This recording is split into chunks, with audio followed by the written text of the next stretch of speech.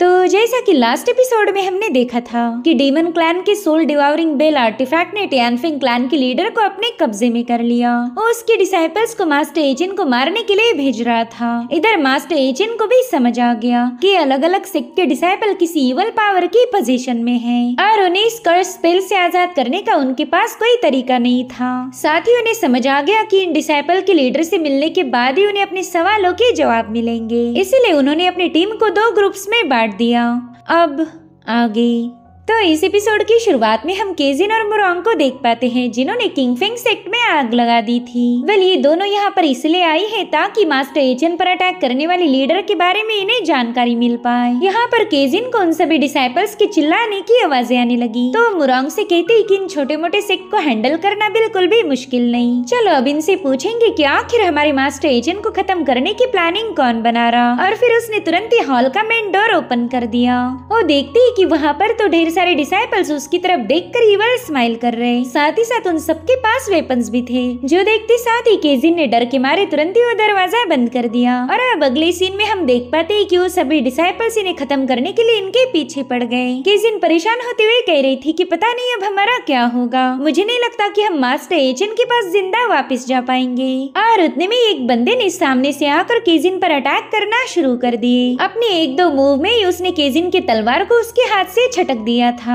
अब बिना तलवार के तो फाइट भी नहीं कर सकती, इसीलिए वो तुरंत ही अपनी आंखें बंद करके उस बंदे को बताने लगी कि मुझ पर हमला मत करो, मेरे मास्टर ऊजी पैलेस के लॉर्ड हैं। अब ऊजी पैलेस का नाम सुनते ही उस बंदे ने तुरंत ही अपने अटैक को रोक दिया। वो कह रहा था कि ऊजी पैलेस के एंसेस्टर को कौन नहीं जानता, वो तो काफी ज्यादा स्ट्रॉन्ग है, हम तो उनकी ढेर सारी तारीफें सुनते आ रहे। साथ ही साथ उसके सामने नील डाउन करते हुए कहने लगा कि हमारा किंगफिंग सेक्ट आपके ऊजी पैलेस को विजिट करने की प्लानिंग बनाई रहा था, ये तो अच्छा हुआ कि आप खुद ही यहाँ चले आए, प्लीज अब हमें भी अपने ऊजी पैलेस के साथ जोड़ दीजिए। ये दोनों लड़कियां तो ये सब देखकर ही हैरान हो गई। जिसके बाद हमें रेन पवेलियन का सीन दिखाया गया, वो लोग भी ऊजी पैलेस के साथ जुड़ना चाहते थे। इतना ही नहीं, बर्निंग स्नो पवेलियन भी ऊजी पैलेस के साथ जुड़ गया। साथ ही साथ ढेर सारे ट्रेजर भी उन्होंने गिफ्ट के तौर पर ऊजी पैलेस को ऑफर कर दिए। हर एक सेक्ट में इन दोनों की काफी अच्छे से मेहमान नवाजी की जा रही थी।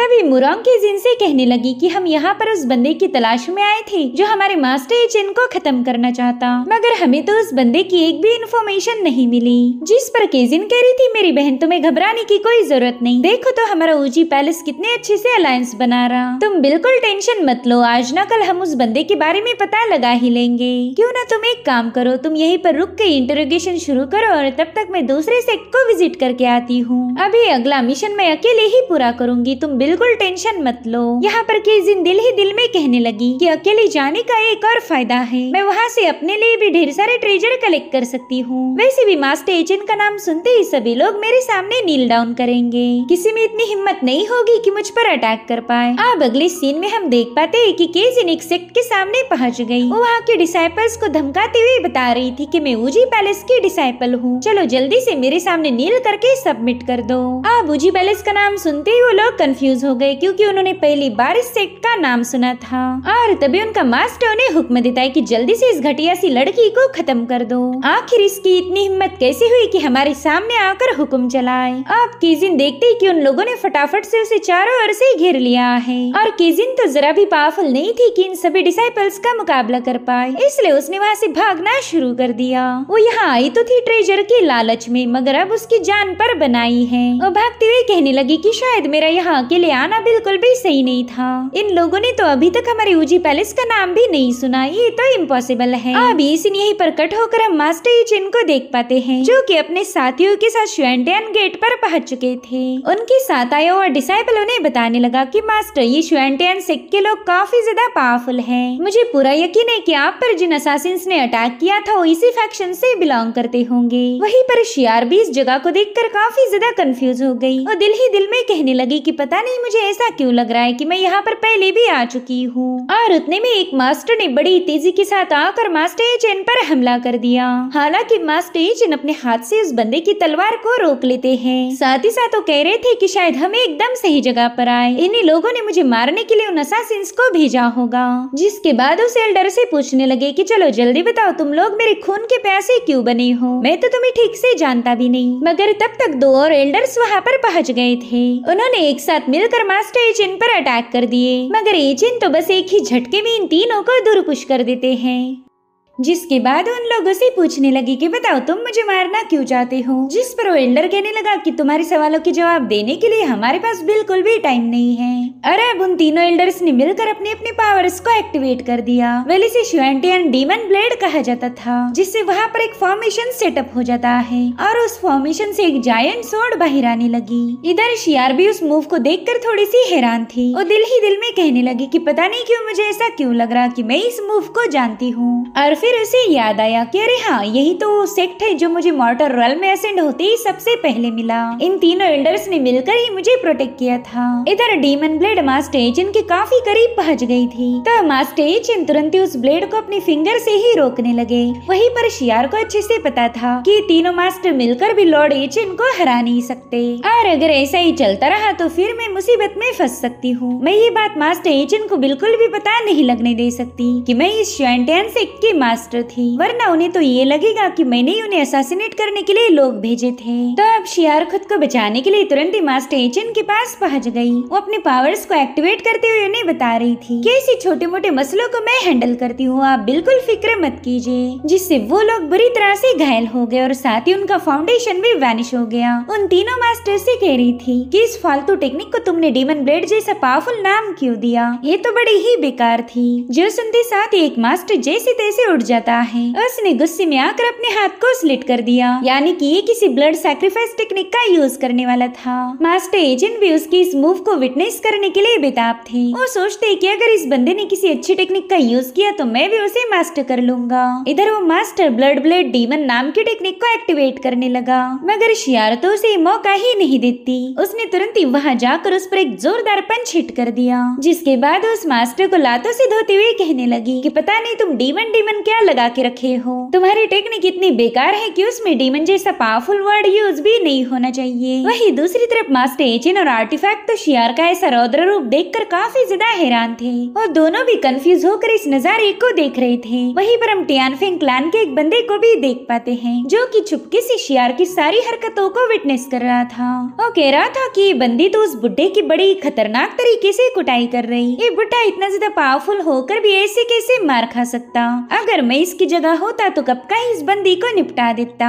और उतने में वो मार खाता हुआ एल्डर शियार को केयरफुली ऑब्जर्व करने लगा। वो सोचता है कि इस बंदी की थोबड़े को देखकर ऐसा फील हो रहा कि मैं इसे जानता हूँ, इसलिए वो शियार को रोकते हुए कहने लगा कि प्लीज रुक जाओ, तुम तो हमारी। और अब वो आगे कुछ बोल पाई इससे पहले शियार ने उसके मुंह पर एक जोरदार पंच हिट कर दिया। वेल शियार ये बिल्कुल नहीं चाहती कि उसकी सच्चाई मास्टर एचेन के सामने आ पाए, इसलिए वो तुरंत ही उस मास्टर को उठाते हुए कहने लगी कि जरा अपनी मेमोरीज को अच्छे से सर्च करो, बताओ तुमने मेरे मास्टर पर अटैक किया था या नहीं किया था। साथ ही साथ उसने नोटिस किया कि मास्टर एचेन उन्हीं की तरफ आगे बढ़ रहे, इसलिए उसने एक बार फिर से उस मास्टर पर पंच करते हुए उसे जमीन पर पटक दिया, जिसके बाद वो दोबारा से उस पर लाते बरसाना शुरू कर चुकी। उसे डर था कि कहीं ये एल्डर मास्टर एचेन के सामने ये न बता दे कि शियार ही उनकी सेक्ट लीडर है। वहीं पर आर्टिफैक्ट मास्टर एचेन से कहने लगा कि ये बंदी तो बड़ी ही अजीब है, हमने तो इससे ढेर सारे बर्तन धुलवा कर इसे टॉर्चर किया था, लेकिन इसने कभी हम पर ऐसे अटैक नहीं किए। इसे देखकर तो ऐसा लग रहा है कि मानो ये हम दोनों के ऊपर का सारा गुस्सा इस बंदे पर ही उतार रही हो।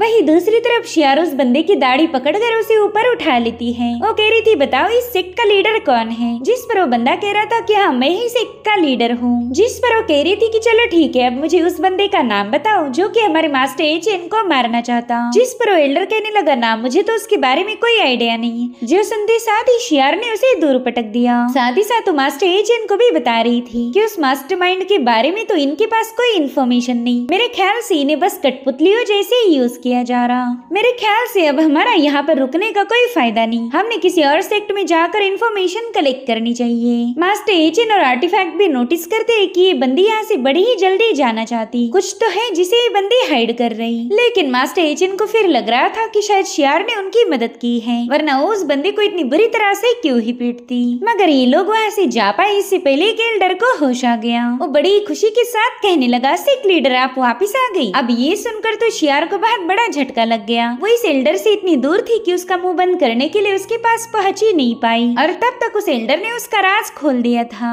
शियार समझ गई कि अब उसका खेल खत्म हुआ। मास्टर एचिन तो उसे बिल्कुल भी नहीं बख्शेंगे, इसलिए तुरंत ही उनके सामने घुटनों पर बैठते हुए माफी मांगने लगी। उन्हें बताने लगी कि हाँ, मैं श्वेंटियन गेट की लीडर थी, लेकिन आपको जो लोग मारना चाहते हैं उनसे तो मेरा दूर दूर तक कोई कनेक्शन नहीं।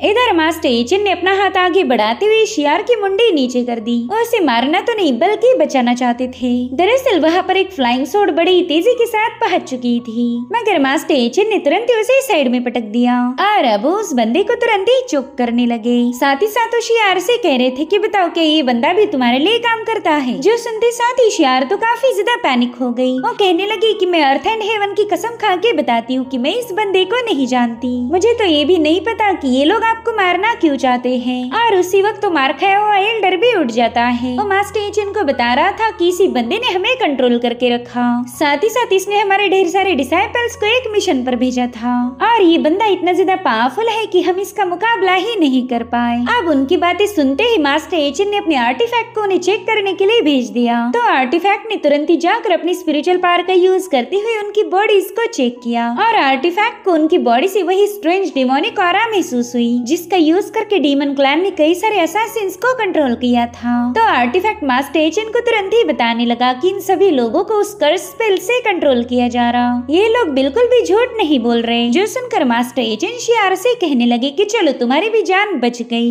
और अब मास्टर एचिन तुरंत ही उस बंदे से कहने लगे कि तुम्हें देखकर ऐसा बिल्कुल भी नहीं लग रहा कि तुम किसी डीमन क्लैन के मेंबर हो। खैर, तुम्हें डीमन क्लैन के लोगों ने मुझे मारने के लिए भेजा था, तो जल्दी से मुझे उनका लोकेशन बताओ। और तभी हम देख पाते कि उस बंदे की आंखें चमक उठी। वो स्पेल दोबारा से उसे कंट्रोल कर रहा था ताकि वो बंदा मास्टर एचिन के सवालों का जवाब ना दे पाए। और अब वो ईवल स्माइल करते हुए कहने लगा कि हमारा डीमन क्लैन तो चारों ओर फैला हुआ है, जब तक तुम नहीं मरते तब तक मुझे सुकून नहीं मिलेगा। और तभी उसकी बॉडी पर अचानक से ही क्रैक्स पड़ने लगे। साथ ही वो मास्टर एचिन पर हमला कर पाई, इससे पहले उसकी बॉडी काफी तेजी के साथ एक्सप्लोड हो गई। ये ब्लास्ट इतना ज्यादा भयानक था कि इससे पूरा की पूरा श्वेंटियन सेक्ट शेक होने लगा। शियार और बाकी के एल्डर्स को तो इस एक्सप्लोजन की वजह से काफी ज्यादा तकलीफ होने लगी। और फिर थोड़ी देर में सब कुछ शांत हो जाता है। वो एल्डर हैरान होकर कहने लगा कि इतने भयानक एक्सप्लोजन के सामने होकर भी मास्टर एचिन पर कोई हमला नहीं हुआ। इनफैक्ट उनकी बॉडी पर तो एक स्क्रैच भी नहीं हुआ।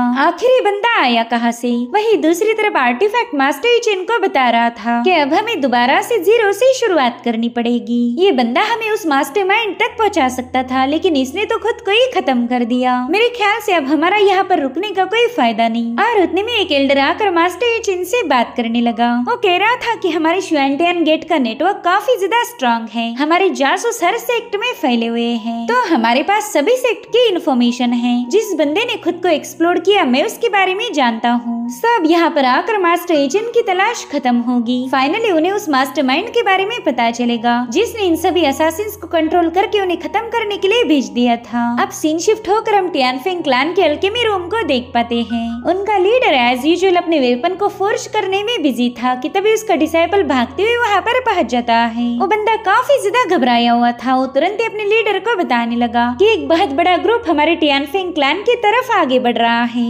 उनकी शक्लें देखकर ही पता चल रहा कि वो लोग हमें मारने आ रहे हैं। हालांकि उस लीडर पर इस खबर का कोई असर नहीं हुआ। वो कहता है कि हमारे क्लैन को खत्म करना इतना भी आसान नहीं। चलो बताओ वो बंदा कौन है जो हमारे साथ पंगे लेना चाह रहा। साथ ही साथ उस लीडर ने अपने कल्टीवेटर पर भी हमला किया था। वो उससे पूछ रहा था कि चलो जल्दी बताओ उस बंदे का नाम क्या है। तो कल्टीवेटर घबराते हुए उसे बताने लगा कि दरअसल वो ऊजी पैलेस का मास्टर है। सच बताओ तो उससे कोई पंगे नहीं लेता, वो काफी ज्यादा भयानक है। वहीं पर सोल डिवावरिंग बेल जो कि उस बंदे के अंदर थी वो काफी ज्यादा अमेज होकर कहने लगी कि एचेन ने तो मुझे बड़ी ही जल्दी ट्रैक कर लिया। मुझे तो लगा था कि मैं एचेन से बिल्कुल भी मिल नहीं पाऊंगी, मगर वो तो खुद ही चल के मेरे पास आ गया। फिलहाल मैं उसके साथ फाइट करने के लिए बिल्कुल भी तैयार नहीं हूँ। मुझे कुछ भी करके एचेन को थोड़ा सा उल्लू बनाना होगा, तभी जाकर अगली बार मैं फाइट के लिए रेडी हो सकती हूँ। इतना कहते साथ ही वो तुरंत ही उस कल्टीवेटर के पास पहुँच गई। वो उससे कहने लगी कि अब तुम्हें मेरा एक इम्पोर्टेंट काम करना होगा, और इतना कहते साथ ही उसने उस बंदे के कान में कुछ बता दिया। साथ ही साथ वो बंदा पूरी तरह से उसके कंट्रोल में आ चुका था। वो लीडर उससे कहने लगा कि मैंने तुम्हें जो बताया है तुम्हें वैसा ही करना होगा।